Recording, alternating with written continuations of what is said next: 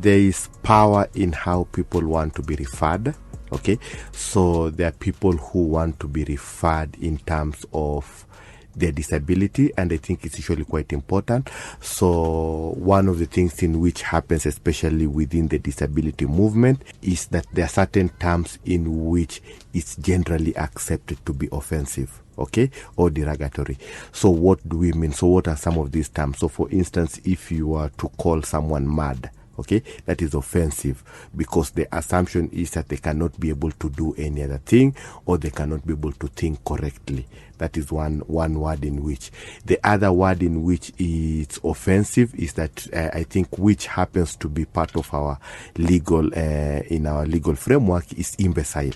Okay, if you are to call someone imbecile, they'll feel offended. If you are to call someone of unsound mind, they'll feel offended. So all these particular terms, there are certain terms in which have already been classified to be offensive generally for people with disability. But again, there's also the other bit of it, is that, so what is the correct way of referring to a person with disability? Now, there are different bits of it. The first bit of it is that which comes with, there are certain people who like to be referred, first of all, due to the discrimination in which they have undergone over a period of time. They want to be referred as a person first, and that's why you find we use the term people with disability, person with disability, so that the people first comes before you even get to interact with the disability, because that is how they'll want to be referred. But where does this come from? This comes from you see, within the disability rights movement, there are different models of disability. So one model is the medical model. The medical model here, we are speaking about someone with disability who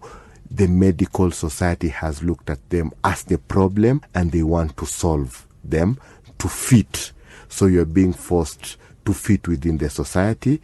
And then there is the social model or the human rights model. The social model now accepts diversity. It looks at people with disability as not necessarily a problem, but society. So how different is this when you're looking at society being disabled? That if I was to come to this particular building and I have crutches, okay, and there's no lift or there's no ramp, okay, for me to be able to access your offices here, I'll require someone. You see, society has already disabled me by not having ramps or crutches for me to be able to access the building. So it's on that basis that we are now referring as the environment being disabled. It makes you not able to access certain things. Same way, if I am blind and I want to read a newspaper and there's no newspaper which is in braille, you see, society has made me not able to read the newspaper.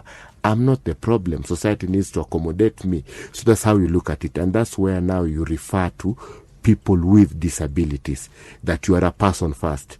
But there's another component which is now making you to be disabled because of. So the most neutral term people usually want to stick on is refer to a person first before you speak about their disability.